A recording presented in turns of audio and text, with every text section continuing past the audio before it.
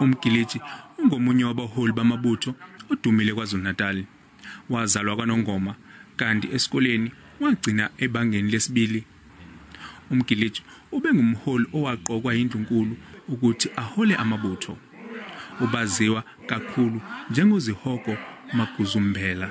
Namanje uma sibuka kule minyaka esesikuyona amabutho wona enza umsebenzi omkhulu wesilo futhi kuyilungelo lesilo ukuthi kube sona esibutha amabutho njoba uMgiliji wayebuthiwe ukubutha uqoqa umuntu umnikeze umsebenzi othile ofanele. UMgiliji ubehola amabutho ngenkathi kutshalwa iNgonyama uGoodwill Zwelithini. Wabuye wahola amabutho ayeya eNkandla ukuyobonwa yengumongameli uJacob Zuma ngoJulayi. Lokhu bathi bakwenza ngoba beseka uZuma njengoba kwabe kunencindezi esuka kwikhomishini kaZondo. Kodwa yena kwamfaka enkingeni eNdlunkulu eyathi wabe engajutshiwe ukuthi ahole amabutho aya eNkandla. Wabe esesuswa esikhundleni sakhe.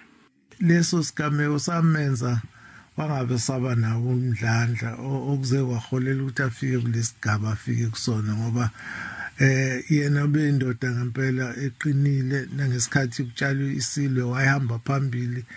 Ezinkundleni zokuxhumana abengena engenile amazwi enduduzo ngemuva kokumenyezelwa kokuthi uNhleko usedlulile emhlabeni. Abaningi bamkhumbule ngokuba namangcoko.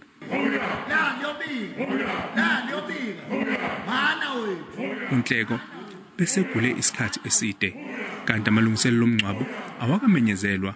Londi Hadebe, SABC News, eThekwini.